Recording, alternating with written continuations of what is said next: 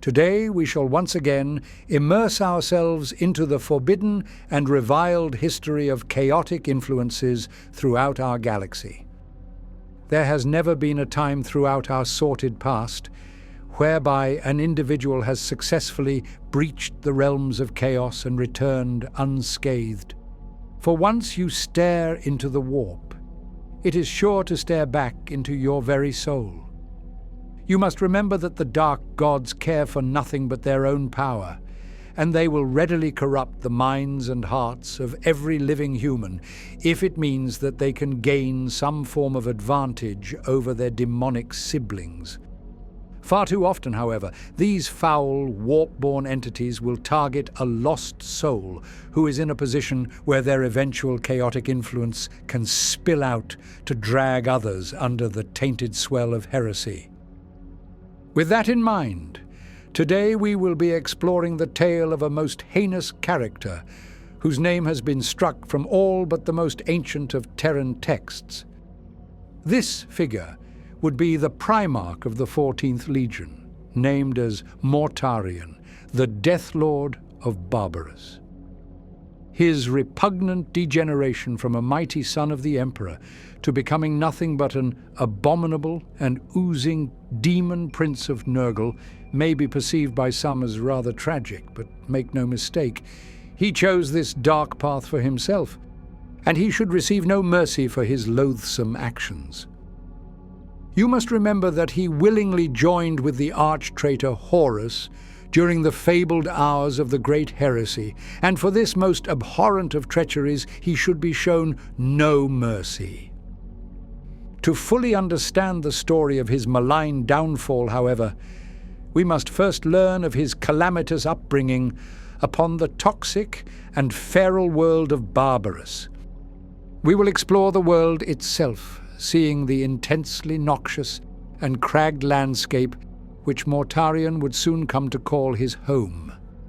Then we shall look upon the foul, mutant overlords who ruled and preyed upon the poor, outcasted human populations, who were forced to grovel and hide amidst the darkest of valleys lest the world's pollution claim them. With the pieces set, I will tell of Mortarion's arduous struggle to lead these miscreants towards salvation, and of the resulting hardships and trials he was forced to endure, before finally meeting with the Emperor of mankind. In the years preceding the Great Crusade, where humanity reclaimed its star-spanning empire, the Emperor of mankind formulated a genetic undertaking of such magnitude that it would shape the landscape of the galaxy for the next 10 millennia. This was his Primarch project, a venture which would provide him with 20 sons, made from his own holy DNA, who could carry his word and his will throughout the scattered, abyssal depths of space, to unite humanity under the banner of his Imperium. Unfortunately, however, the scale of this endeavor had earned the gaze of the capricious gods within the warp. Seeing an opportunity to embolden and forever empower their own demonic realms, the gods intervened and scattered the infantile demigods throughout the expanse of space, where they would land far from the reaches and influence of their guiding father. One of these destined children eventually fell through the warp to land upon an utterly toxic and noxious world known as Barbarus. This destitute planet was enveloped by a thick haze of poisonous smog, tinted to a foul and sickly yellow coloration by the light of its blazing sun. Unfortunately for its residents, however, they were never blessed with a chance to feel the baleful rays of their solar companion.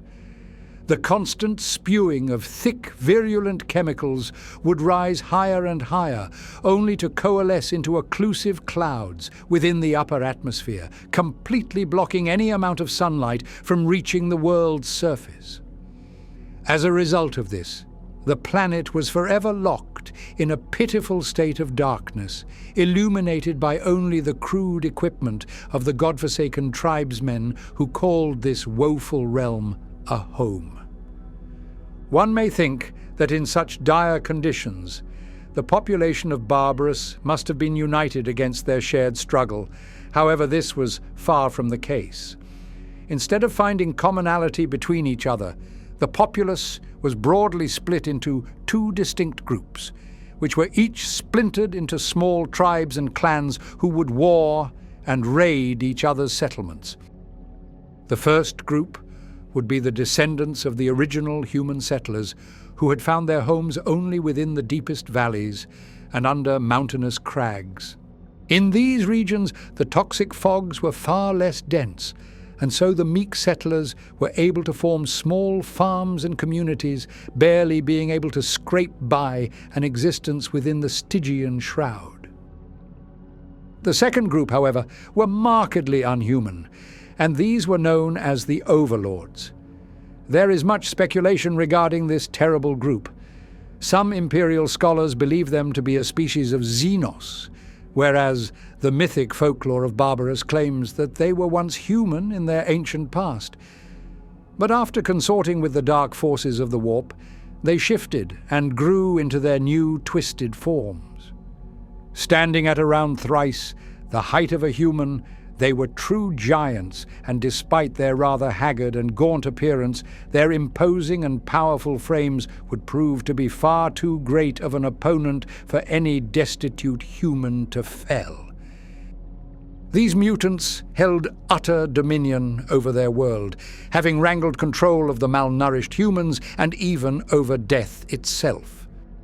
They were known to be masters of necromantic lore, and through their dark, forbidden sciences, they could resurrect and stick together whatever human corpses they could recover to create all manner of despicable and wretched creatures. Out in the fog, the ramshackle beasts of necromancy would stalk and roam the craggy landscape. Under the nightmarish gloam, they would hunt the few human camps which remained, stealing away dozens of once vibrant souls, all of whom would soon be used for further sordid experimentations. The overlords were grouped into tribes, each led by a vile warlord who would lead his warp-tainted and deathly creations into battle against whoever could be found within the smog. It was not uncommon for the overlords to wage war against one another in order to uplift their own position of power across the world. But there was one who stood supreme over the rest of his kin. The charnel lord, known as Narrator, was infamously known across Barbarus as being the greatest of all warlords, and for any who found themselves within his gaze, then their deaths would be all too quick to follow. If the infant Mortarion had been found by the humble farmers, perhaps this story would have unfurled differently. But unfortunately it was a terrible overlord who plucked the child from out of the dirt. The young babe had landed amidst the aftermath of an astoundingly bloody raid, orchestrated by Narrator against a large human settlement. The oppressive and deafening silence of the freshly exterminated village was only cut by a single, piercing sound: a child's cry. The agonized wails from the abandoned baby echoed out across the toxic wastes, and this sound was nothing short of captivating to Narrator. Any other child would have succumbed to the noxious and polluted clouds, so how could this one have remained alive despite it all? Though their species held utter dominion over this world, their kind was struck with a terrible affliction. Even with all of his powers, the Overlord was cursed to never sire his own children. He may have ascended to being a lord of death, but creating life was simply beyond his means. As a result of this, he saw the child as a prize which should be saved and nurtured. Narrator pulled the pale infant from out amidst the festering remains of the battlefield and named him as Mortarion, the child of death. He ultimately intended for the young child to stand as his heir apparent, but before he could be trusted to rule over anything, Narrator had to be sure that his new son would be able to endure the trials of Barbarus. As such, he proceeded to force Mortarion to struggle through a series of cruel and terrible tests, all of which were so dire that a typical human could never hope to survive. His new home was constructed in the fashion of a prison, high up in the mountain tops, where the intensely polluted clouds would strain even his divine constitution to its very limits. His adoptive father, however, quickly learned of Mortarion's limits towards enduring the fog. Atop the tallest of mountain peaks, the levels of pollution were so high that not even the young Primarch's supernatural vitality could save him. And so Necare relocated his own personal fortress into the occlusive fog, hoping that it would keep him safe if his son ever decided to turn upon him. Despite now living in a polluted jail of iron, Mortarion simply grew harder and more resilient to the conditions. The only other living soul he communed with was Necare, who would descend to teach the child of the brutal arts of war, and of how to best command your subservient forces to enact your every directive. Most importantly, however, he began to feed Mortarion with the forbidden secrets of Barbaran necromancy and even of the esoteric arcana, which seem to exist beyond our own realm of reality. As the child of death grew into adolescence, he continued to voraciously tear into any scraps of scholarly text he could find, at a rate which was soon becoming worrying to Necare. The child was to be his successor, not his adversary, and so did the first seeds of doubt appear within his mind. Nevertheless, with Mortarion having grown into a capable and formidable warrior, it was high time for the heir apparent to step into his first tests of battle. Necare took him on raids against other rival warlords, and with his new giant son at his side, they reaped a bloody harvest against any who stood against them. Truly, Mortarion had become an incredibly capable figure, despite being forced to call this calamitous and deathly world a home. But with his growing intellect came new questions. Even with his presumed future of becoming a warlord, Mortarion had become enamored by a curious sight from deep within the valleys below his tall fortress. He saw figures clamoring around dying fires, decrepit farmsteads and abandoned homes, all of which were continuously raided by the necrotic overlords who he served. His curiosity over these pallid life forms was halted by the zealous watch of Necare, who barred his adoptive son from ever leaving his prison fortress, and threatened him with new punishments should he ever attempt to waste his time on learning of the pitiful fodder who dwelled deeper within the dark. This, however, became a point of fascination to the young heir, and it ultimately proved to be too captivating of a subject for him to ignore.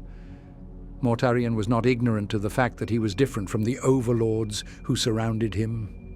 They stood as something similar to a resurrected corpse, whereas he himself was far sturdier and in some ways far more similar to the strange figures he saw in the valleys. In a desperate quest for knowledge, Mortarion escaped his fortress home under the blanket of eternal night, where he slipped into the thick layers of smog, aiming to finally reach those intriguing humanoid communities. This betrayal of trust was not taken well by his adoptive father, however. Upon learning of his escape, Necare bellowed out into the dark that if Mortarion ever dared to return, that he would be killed like the traitorous dog he was. These threats, however, would soon prove to be rather futile when faced with that which was soon to arrive on Barbarus.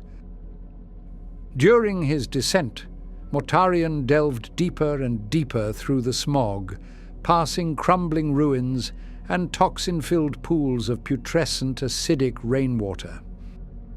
Eventually, however, he reached the deepest of canyons and finally looked upon the faces of those who had captivated his every waking moment. In but an instant, he saw himself standing with men and women who resembled himself, albeit slightly smaller than that of his own frame. Despite his own fascination and perceived kinship that he felt towards the human settlers, they did not view him in the same manner. They were initially horrified of this towering beast, clad in flesh as pale as a desiccated corpse, and with eyes so black that they could feel his nightmarish gaze clawing at their very souls. As such, they drove out and outcast the abandoned Primarch, thinking of him as but another overlord who would steal away their children for foul experimentations. Mortarion, however, could not be dissuaded so easily. In his heart, he knew that these farmers were his kin, and so he vowed to aid them in whatever capacity he could against the terrible reaches of the overlords. The initial distrust they felt towards him soon fell away, as Mortarion tirelessly toiled away within the fields, harvesting whatever crops he could, and erecting huge palisades to protect the villagers from the beasts out in the dark. These efforts, however, were soon dwarfed by his following actions. Within the abyssal shroud of night, an overlord led his armies of the dead to claim this village as their prize. The humans could do little to effectively defend themselves. They wielded broken tools of wrought iron, which could scarcely scratch the advanced armor worn by an overlord.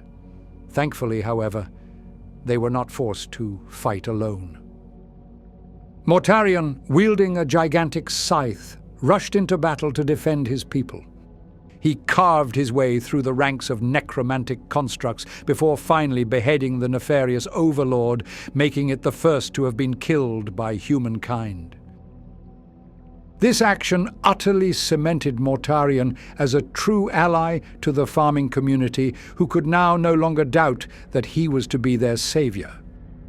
The tribal elders, now swayed by his actions, told him about the truth of life upon Barbarus, and of how the overlords would hunt the surviving humans to be used in their strange and foul rituals.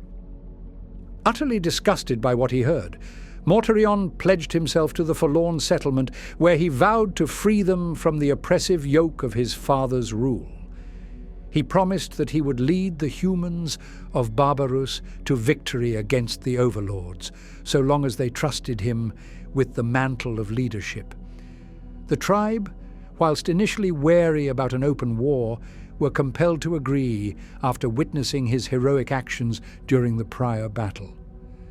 As such, the young demigod quickly set about his plan of making the tribe ready for what was sure to be a terminable conflict with the oppressive warlords. He chose the strongest and most capable of tribal members to become his warriors, whilst the remaining workers would man the forges to produce arms and armor for his new army. Word quickly spread across the region of this mysterious giant, who had promised salvation to the forlorn humans within their valleys, leading to more recruits eagerly flocking to Mortarion's cause, being ready to join in the coming revolution. It was here that Mortarion named his burgeoning army as his death guard.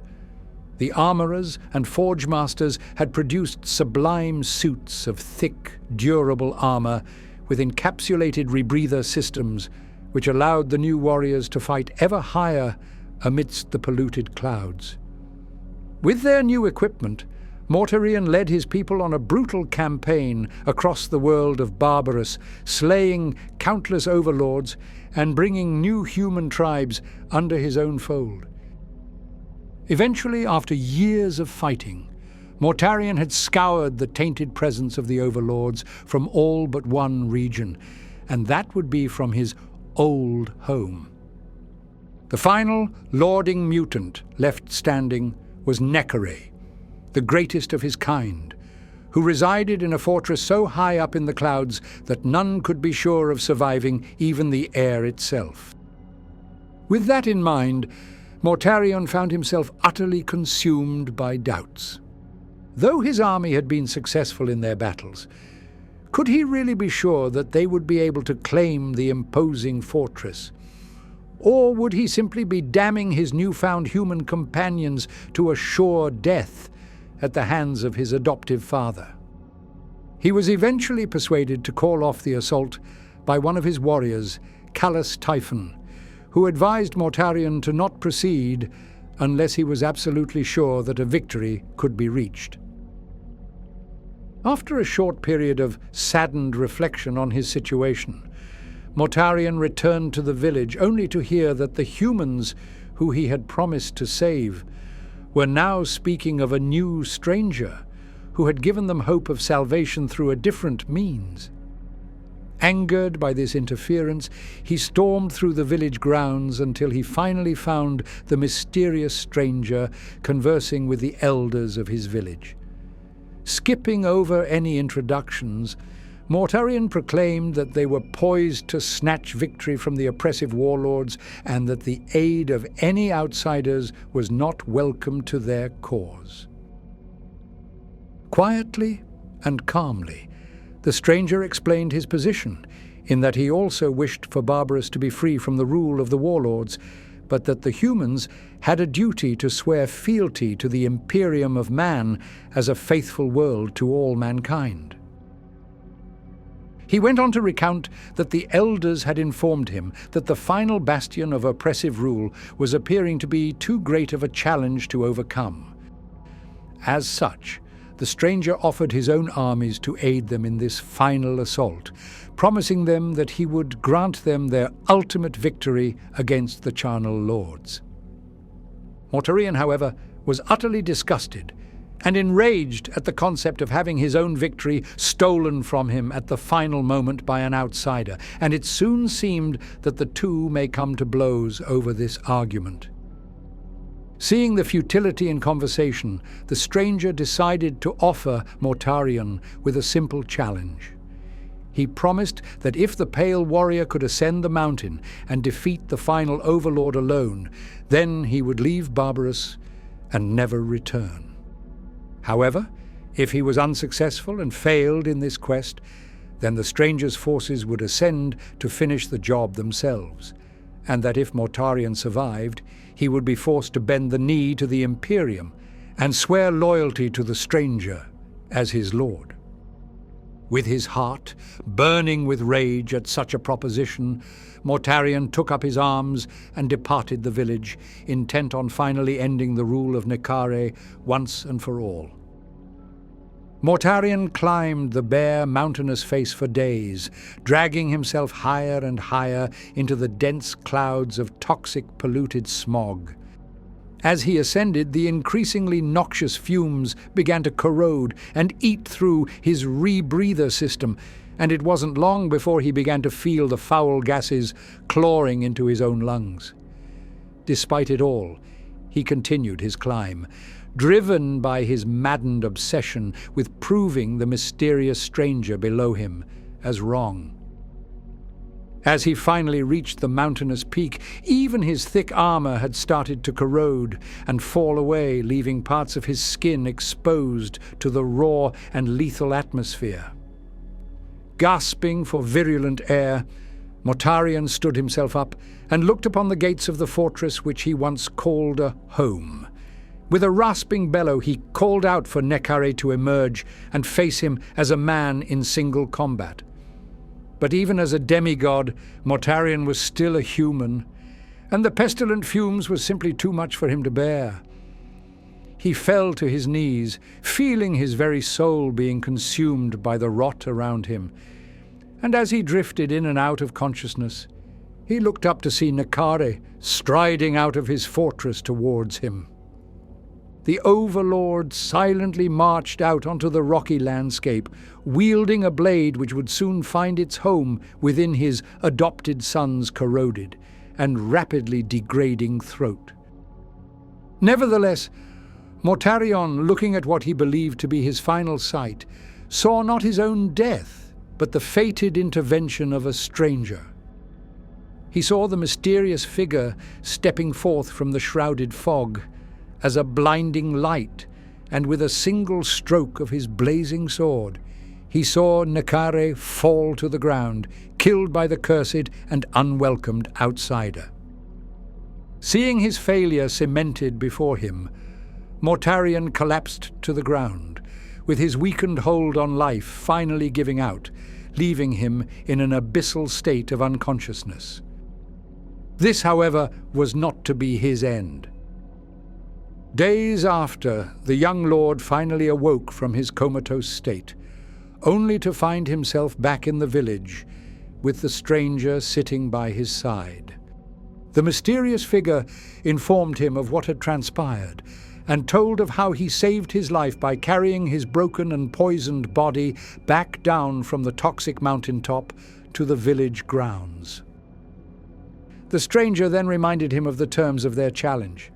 With his failings, Barbarus would be forced to cede its newfound freedom to servitude within the Imperium, a fate which it would never likely be freed from peacefully. Bitterly, Mortarion rose from his bed and bent the knee to the stranger, ultimately remaining faithful to the promise he made to the mysterious figure, even if it pained him to do so. It was here, at this time, that the stranger finally dropped his facade. Looming over him as a giant, the imposing outsider finally revealed his true nature to the broken and failed savior of Barbarus. He was the god-emperor of all mankind, and lord over the Imperium of man, to which Mortarion was now utterly pledged to for the rest of his days.